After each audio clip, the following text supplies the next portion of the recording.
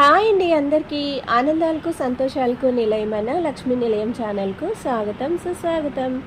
అందరూ ఎలా ఉన్నారు? బాగున్నారండి?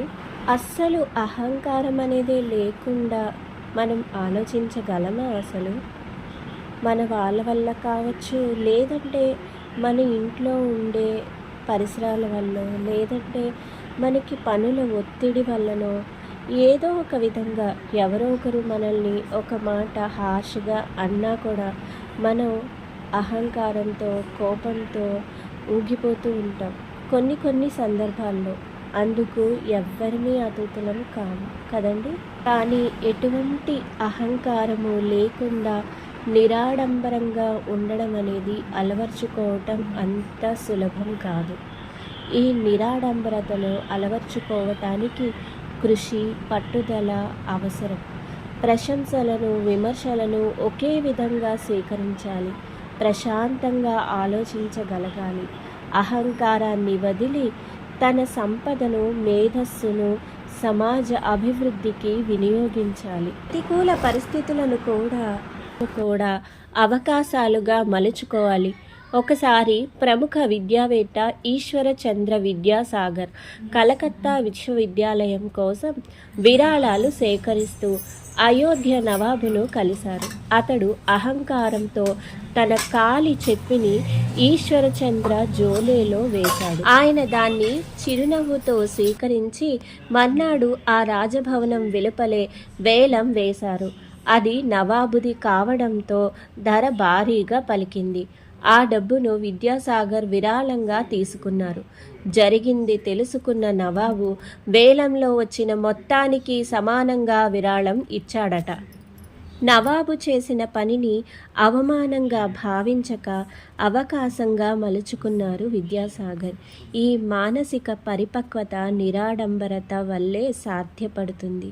అది అన్నింటినీ ఒకే విధంగా చూడగల స్థితప్రజ్ఞత దిశగా అడుగులు వేయిస్తుంది. ఈ గుణమే సామాన్యుల జీవన పథంలో మంచి లక్ష్యాన్ని ఏర్పరచుకోవడానికి తోడ్పడుతుంది. గమ్యం స్పష్టంగా ఉండటం వల్ల భయం, ఒత్తిడి, నిరాశ, అసక్తిత వంటివి దరి చేరవు. ఈ తత్వం ఉన్నవారు వాస్తవాన్ని అంగీకరించగలరు. ఆలోచనల్లో ఉన్నతంగా, జీవన విధానంలో సాధారణంగా ఉండాలని సనాతన ధర్మం చెబుతోంది. మహనీయులెవ్వరూ ఆహార్యానికి ప్రాధాన్యమివ్వలేదు, వ్యక్తిత్వానికి ఇచ్చారు. అందుకే ప్రపంచ ప్రఖ్యాతులయ్యారు. ఐహిక భోగాల పట్ల ఆసక్తిని తగ్గించుకొని నిరాడంబర జీవితం గడిపినప్పుడు మనలోకి మనం ప్రయాణించగలం.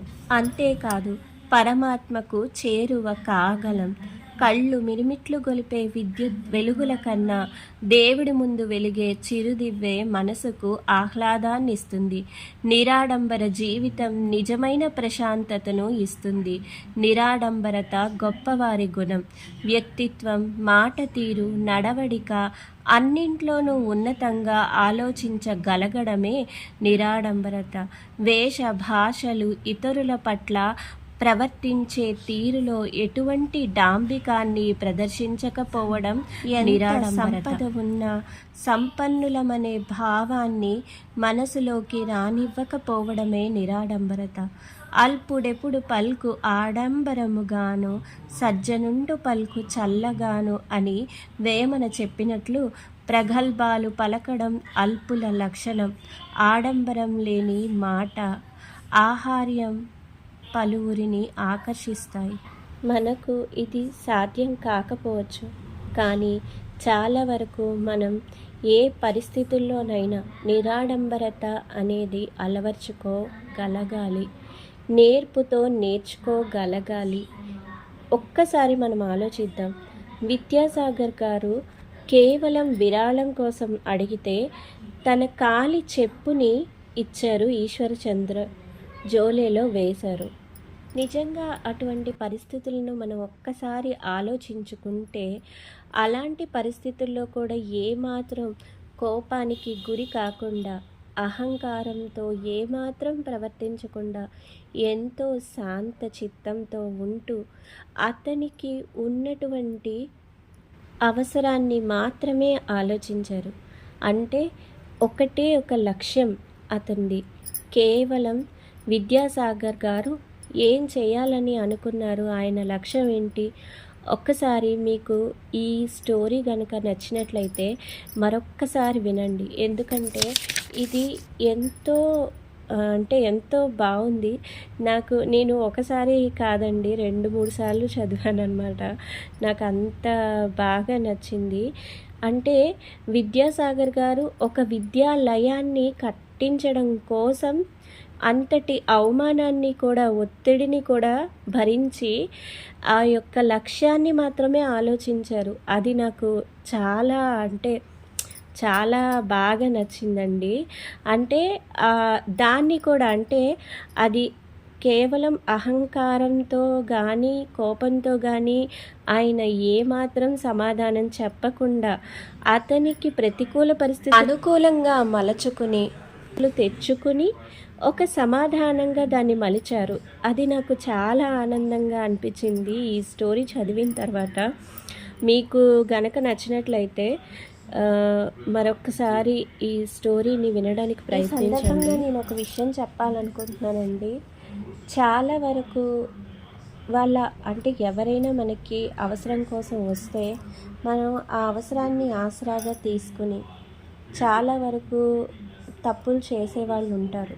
అంటే వాళ్ళ అవసరాన్ని ఆసరాగా తీసుకుని మేమున్నాము, మేము చేస్తాము అని నమ్మకంగా చెప్పి కూడా ఆ తర్వాత ఆ నమ్మకాన్ని నిలబెట్టుకోలేకపోతారు. ఒకవేళ అటువంటి నమ్మకం మీరు నిలబెట్టుకోలేకపోయినట్లయితే ముందుగానే మేము సహకరించలేము అని చెప్పండి. అంతేగాని వాళ్ళ అవసరాన్ని ఆసరాగా తీసుకుని వాళ్ళకి చేస్తామని చెప్పి వాళ్ళు చేసే పనిని కూడా చేయనివ్వకుండా, మనం చేయాలనుకున్నది కూడా అంటే వాళ్ళు చెయ్యాలి అనుకున్నది కూడా చేయనివ్వకుండా, మనం చేస్తాము అని చెప్పిన పనిని కూడా మనం చేయకుండా వాళ్ళని ఇబ్బంది పెట్టే పరిస్థితులు ఉన్నట్లయితే తప్పకుండా అది ముందుగానే మీరు ఒప్పుకోండి, రెక్టిఫై చేసుకోండి. అంతే తప్ప వాళ్ళకి ఆశ కలిగించి మేము చేస్తాము, మేము చూస్తాము అని చెప్పి ఏది కూడా చేయకుండా వాళ్ళని నిరాశకు గురి చేయకండి. అటువంటి పరిస్థితుల్లో వాళ్ళని పడేస్తే వాళ్ళు చాలా ఆలోచిస్తారంటే ఏం చేయాలో అర్థం కాని స్థితిలోకి వెళ్ళిపోతారు. అటువంటి పరిస్థితులకు ఏమాత్రం కూడా కారణం కాకూడదని నేను ఆలోచించి చెప్తున్నానండి. కనుక వీలుంది, ఖచ్చితంగా చేయగలము అనుకున్నట్లయితే మాటలు ఎప్పుడు చెప్పకండి. వీలైనంత వరకు సహకరించడానికి ప్రయత్నించండి.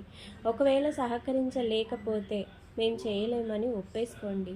ఎందుకని నేను ఈ విషయం చెప్తున్నానంటే కొందరు ఆశను చూపిస్తారు, నిరాశకు గురి చేస్తారు. అటువంటి పరిస్థితులు ఎప్పుడు కూడా వద్దు. మనం కూడా చాలా వరకు అంటే అదే పరిస్థితిలో మనం ఉన్నట్లయితే కూడా ఆలోచించుకోవాలి. చాలాసార్లు మనం అంటే ఎవరైనా సహకరిస్తారేమో అని చెప్పి ఎదురు చూస్తాం. ఆ ఎదురు చూసే క్రమంలో మనం చాలా కోల్పోతాం, ఎంతో ఆలోచిస్తాం. నిజానికి మనం ఎవరినో అనాల్సిన పని లేదండి. మనకి తెలిసిన వాళ్ళు, మన దగ్గర వాళ్ళు, మనకి అయిన వాళ్ళే కావచ్చు, అటువంటి వాళ్ళు కూడా మనల్ని అవమానించాలని ప్రయత్నిస్తారు, నెక్స్ట్ బాధించాలని చూస్తూ ఉంటారు. కానీ అటువంటి పరిస్థితులకి గురి కాకుండా ఉండాలి అంటే మనం ముందుగా ఆశించే క్రమంలో వాళ్ళు అసలు చేస్తారా చెయ్యరా అనేది మీరు గమనించుకోండి. ఎందుకంటే చాలామంది మన చుట్టుపక్కల ఉన్న వాళ్ళే, మనకు దగ్గరగా ఉన్న వాళ్ళే కావచ్చు, వాళ్ళు చెప్తారు కానీ పని విషయానికి వచ్చేసరికి చెయ్యరు. మేమున్నామని భరోసా ఇచ్చేంత గొప్పగా అంటే ఎంతో నమ్మకంగా చెప్తారు. కానీ ఆ సమయం వచ్చేటప్పుడే మనకి మన వాళ్ళెవరో బయట వాళ్ళెవరో బాగా అర్థమైపోతుంది కదండి. ఈ ఈ యొక్క పరిస్థితిని చాలా వరకు చాలామంది ఫేస్ చేసే ఉండుంటారు. నాకు తెలిసి మీకు ఇది కనెక్ట్ అవుతుందని నేను అనుకుంటున్నాను. నేను ఇది ఎందుకని చెప్తున్నానంటే ఇప్పుడు కనీసం అంటే ఏదో ఒక రూపంలో అతను నవాబు కావడం వలన అతని యొక్క చెప్పుని జోలేలో వేస్తే కూడా దాని ద్వారా డబ్బులు అనేవి వచ్చాయి. దాంతో ఆ విరాళంతోనే విద్యాసాగర్ గారు దాన్ని అనుకూలం చేసుకున్నారు. కానీ అసలు ఏమీ చేయకుండా ఉండేవాళ్ళు ఉంటారు.